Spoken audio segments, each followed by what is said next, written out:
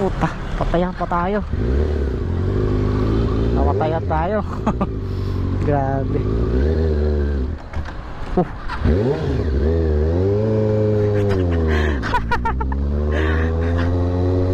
So ito yung itsura ng ano, CX-6R. Mostly kulay ng mga Kawasaki, green no. Ayan CX-6R Ninja. Dual disc brake. Ito. Saka Tokiko. 1, 2, 3. Tatlong pat yan kabilaan. Kaya napaka kapit. At saka 4 cylinder. Doon makikita doon. At saka ito liquid cooled. At ito standard na fork. At meron siya ditong adjust. Gusto mong ipalambot, pwede dito. Kung patigasan mo, pwede rin. At ito ang problema ko tumatama dito pag sa likuan. At ito naman yung panel gauge nya, meter per hour. 43,000 lang yung kanina. Teka, 43,920. At makikita din natin dito yung mga 100, 120 kung ilan yung matatap speed mo na kaya. At nakalagay dito hanggang 280. Ito yung mga signal light, neutral. Ito sa oil at saka sa signal light. Ito lang, ito clock. At hanggang 16,000 yung RPM nya. Ayan 2005 model sabi ng may-ari. At naka SC5, naka monoshock, adjustable din. Yan, adjustable din na monoshock yan. At naka Tokiko din, isang pot kabilaan siguro yan. So Neostar. At natanggal siguro yung dati niya dito. So laki, 600cc niya. Ang sabi ng may-ari dito, ang napalitan niya radiator, yung radiator niya dito, at saka itong rectifier. Ito rectifier. Yun lang. Sumasabay pa rin, lakas pa rin ng torque niya pag binira mo sa first gear, mapapaano ka sa upuan. Wrong timing na ulan na to. Yan, laki Di ko alam kung ilang liters tong tangke niya.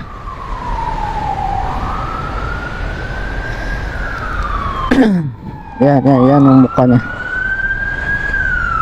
Sineos din yung harap, 120/70 by 17.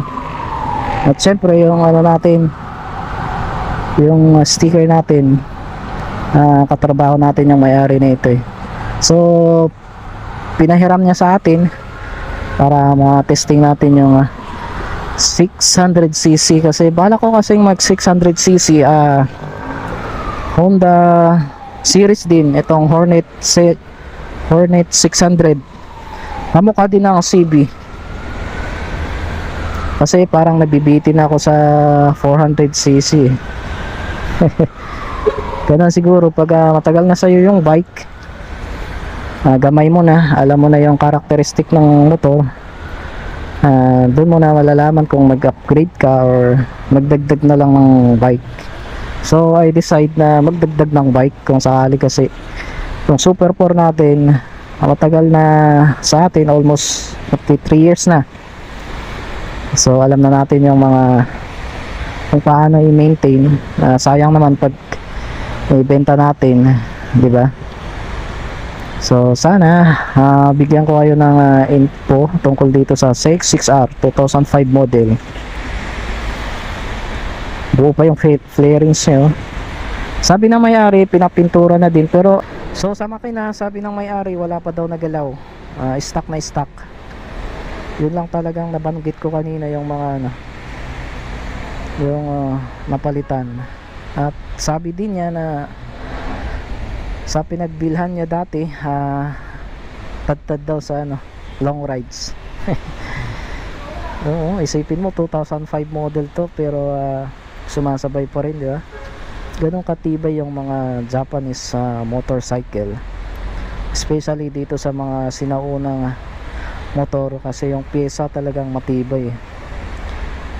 Almost ilang taon na to, 20 plus. Medyo di ko pa nagamay pero ano, hindi long run naman na ganyan yung bike mo, magagamay mo.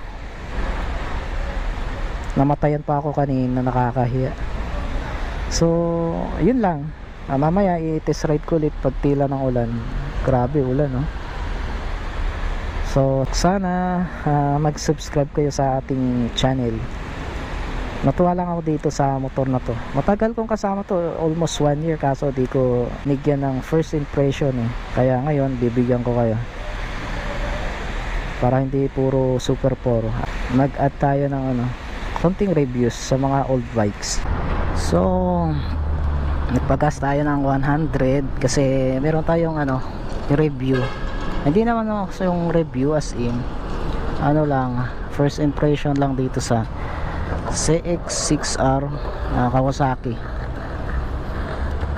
So tungkol pala kanina doon sa order natin sa Lazada at yung ating second hand na GoPro, okay naman. Maganda yung ano, yung mic hindi basag, at yun muna yung gagamitin natin. Wag muna tayong ano, bibili ng tawag doon, mic. Yan lang muna. Truck.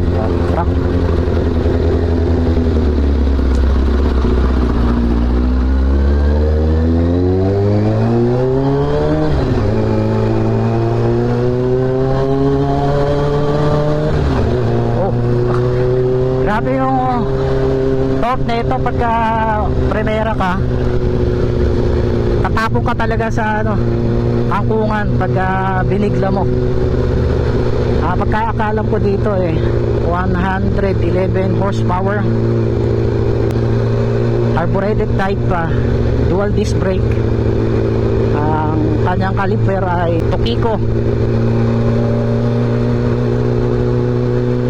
na 6 na pot. Try natin dito sa stretch ng Rojas Boulevard. Ay, traffic ata din. Malayo yung Super 4 natin dito. Super 4 natin, ano pa yun nakokontrol pa. Ito ano 600cc kasi. Pag binira mo sa first gear, second gear, tapon ka talaga Aggressive yung position dito, kaya naninibago ako dito sa singit-singitan. Grabe. Sana wag ka na doon. Dito na lang tayo sa service road. Grabe pala traffic dyan. Nakala ko makakalusot ako Dito na lang, diretso na lang natin to. Puta, patayan pa tayo. Namatayan tayo. Grabe.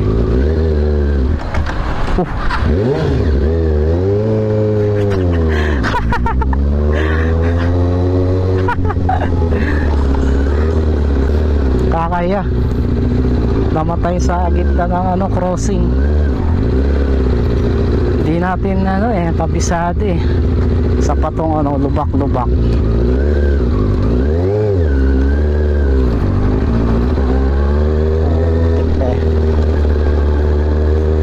Alayo yung Super 4 natin kasi ang Super 4 52 HP lang yun halos doble dito. Ang ito lang talaga aggressive position. Medyo yung handlebar nya tumatama dito sa tangke Namamatayan ako dito sa ano.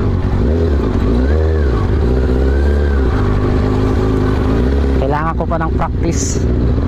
Dito lang muna ako iikot.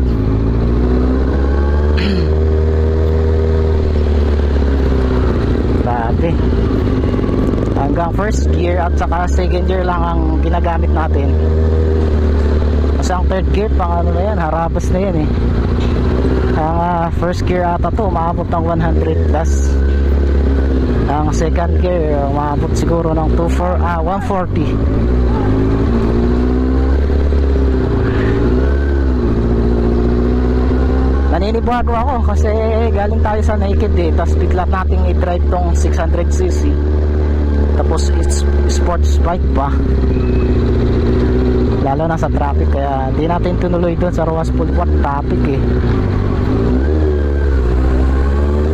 Dito lang muna tayo ikot ng ikot.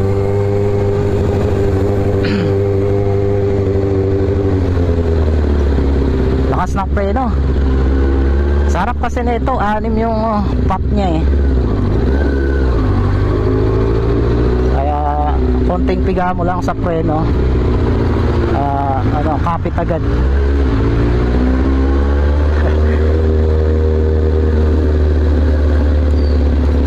Ang downside lang to, pag traffic talaga, kasi yung radius ng manubela niya limited, kailangan mong ihiga.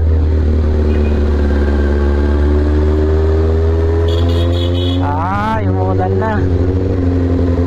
Ikaw muna ang umulan. Isang ikot pa. Hanap muna tayo ng masilungan. Nabasa tong GoPro natin. Putik na yan.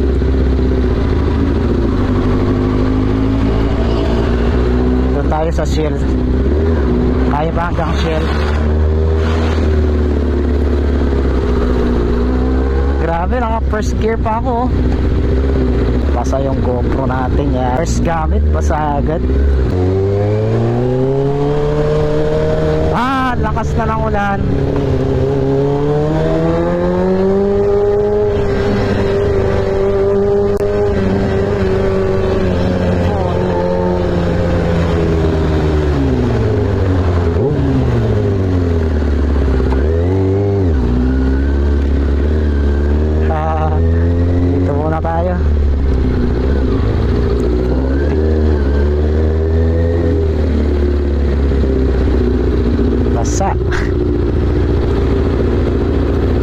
At yun lang thank you